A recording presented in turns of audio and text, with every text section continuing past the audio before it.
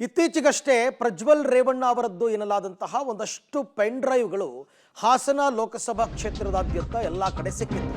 ಈಗ ಈ ಪ್ರಕರಣಕ್ಕೆ ಸಂಬಂಧಪಟ್ಟಂತೆ ರಾಜ್ಯ ಸರ್ಕಾರ ಕ್ರಮಕ್ಕೆ ಮುಂದಾಗಿದೆ.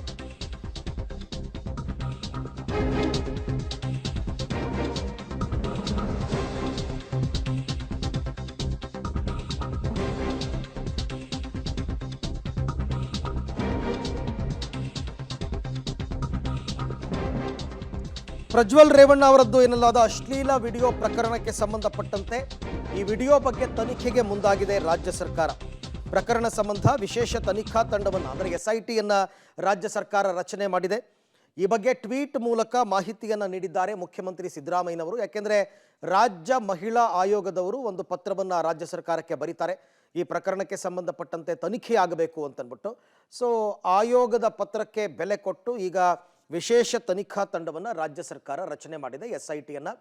ಈ SIT ಮೂಲಕ ತನಿಖೆಯನ್ನು ಮಾಡಿಸ್ತಾರೆ. ಈ ವಿಡಿಯೋದ ಸತ್ಯಾಸತ್ಯತೆ ಏನೇನು, ವಿಡಿಯೋದಲ್ಲಿ ಕಾಣಿಸ್ಕೊಂಡಿರ್ತಕ್ಕಂಥ ವ್ಯಕ್ತಿಗಳು ಯಾರ್ಯಾರು, ಇದು ನಿಜನ ಸುಳ್ಳ ಅಥವಾ ಮಾರ್ಫ್ ಮಾಡಿರ್ತಕ್ಕಂಥದ್ದ, ನಿಜ ಅಂತಕ್ಕಂಥದ್ದೇ ಆದರೆ ಯಾರವರು, ಏನಾದರೂ ಮಹಿಳಾ ಶೋಷಣೆಗಳು ನಡೆದಿದೆಯಾ, ಸ್ತ್ರೀ ಶೋಷಣೆ ಆಗಿದೆಯಾ, ಅಮಾಯಕರನ್ನು ಬಲಿ ತೆಗೆದುಕೊಂಡಿದ್ದಾರಾ, ಇದ್ರ ಬಗ್ಗೆ ಎಲ್ಲ ತನಿಖೆ ಆಗುತ್ತೆ.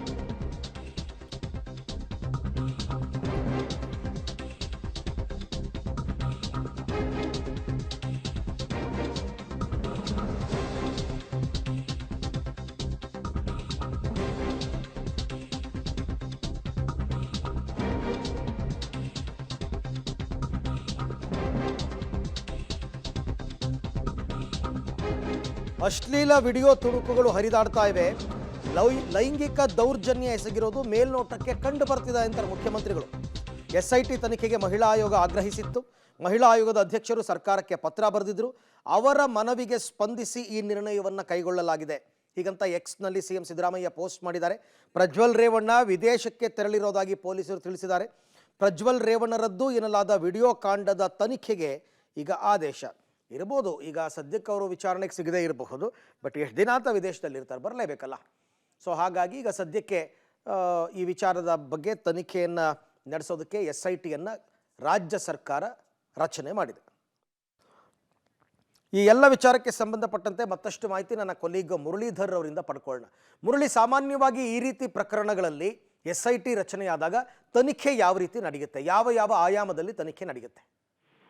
ಖಂಡಿತವಾಗಿ ಅರವಿಂದ್, ಕಳೆದ ಒಂದು ವಾರದಿಂದ ಏನು ವಿಡಿಯೋ ತುಣುಕುಗಳು ಸೋಷಿಯಲ್ ಮೀಡಿಯಾದಲ್ಲಿ ಸಾಕಷ್ಟು ಸಂಚಲನ ಮೂಡಿಸಿದ್ವು. ಆದ್ರೆ ಎಲ್ಲರೂ ಕೂಡ ಅಂದ್ಕೊಂಡ ರೀತಿಯಲ್ಲಿ ಇದು ಪ್ರಜ್ವಲ್ ರೇವಣ್ಣ ಅವ್ರಿಗೆ ಸೇರಿದ್ದ ವಿಡಿಯೋ ಅಂತ ಹೇಳಿ ಸಾಕಷ್ಟು ಚರ್ಚೆಗಳು ಕೂಡ ನಡೀತಾ ಇತ್ತು. ಆದ್ರೆ ಅದಕ್ಕೆ ಪೂರಕವಾಗಿ ಯಾರು ದೂರನ್ನ ಕೊಟ್ಟಿರ್ಲಿಲ್ಲ, ಜೊತೆಗೆ ಅದ್ರ ಬಗ್ಗೆ ಯಾರು ಕೂಡ ಒಂದು ಅಧಿಕೃತವಾಗಿ ಹೇಳಿಕೆಗಳನ್ನ ಕೊಡ್ತಾ ಇರ್ಲಿಲ್ಲ.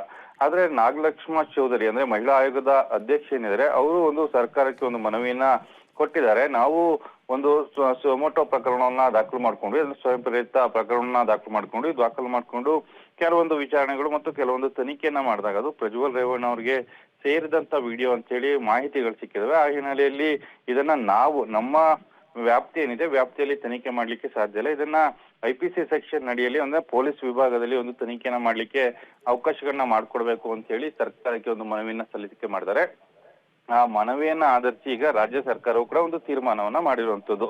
ಹೌದು, ಇದು ಒಂದು ರೀತಿಯಲ್ಲಿ ಪ್ರಜ್ವಲ್ ರೇವಣ್ಣ ಅವರಿಗೆ ಸೇರಿದಂತ ವಿಡಿಯೋ, ಅದರಲ್ಲಿ ಪ್ರಜ್ವಲ್ ರೇವಣ್ಣ ಅವರೇ ಇರುವಂತದ್ದು ಅನ್ನೋದು ಈಗ ಮೇಲ್ನೋಟಕ್ಕೆ ಗೊತ್ತಾಗಿದೆ. ಆ ಹಿನ್ನೆಲೆಯಲ್ಲಿ ಲೈಂಗಿಕ ದೌರ್ಜನ್ಯ ಪ್ರಕರಣವನ್ನು ದಾಖಲು ಮಾಡಿಕೊಂಡು SIT ಒಂದು ತನಿಖೆಯನ್ನ ಮಾಡಬೇಕು ಅಂತ ಹೇಳಿ ಒಂದು ಆದೇಶವನ್ನು ಕೂಡ ಮಾಡಿದ್ದಾರೆ. SIT ಫಾರ್ಮ್ ಆದ ನಂತರ ಅದಕ್ಕೆ ಯಾರಾದ್ರೂ ಒಬ್ಬರ SIT ಚೀಫ್ ಅನ್ನ ಮಾಡ್ತಾರೆ, ಅಂದ್ರೆ IPS ಅಧಿಕಾರಿ ನೇತೃತ್ವದಲ್ಲಿ ಈ ತನಿಖೆಯನ್ನ ಮಾಡಲಾಗ್ತದೆ. ತನಿಖೆಯನ್ನ ಮಾಡೋ ಸಂದರ್ಭದಲ್ಲಿ ಪ್ರಮುಖವಾಗಿ ಆ ವಿಡಿಯೋದಲ್ಲಿ ಇರುವಂತ ವ್ಯಕ್ತಿಗಳು ಯಾರ್ಯಾರಿದ್ದಾರೆ, ಅಂದ್ರೆ ಆರೋಪಿ ಸ್ಥಾನದಲ್ಲಿದ್ದಾರಾ ಅಥವಾ ಅವರಿಬ್ರು ಕೂಡ ಸಮ್ಮತಿಯ ಸೆಕ್ಸ್ ಅನ್ನ ನಡೆಸಿದಾರ, ಎಲ್ಲಾ ಮಾಹಿತಿಗಳನ್ನ ತಿಳ್ಕೋದಕ್ಕೆ SIT ಒಂದಷ್ಟು ತನಿಖೆಗಳನ್ನ ಮಾಡುವಂತದ್ದು.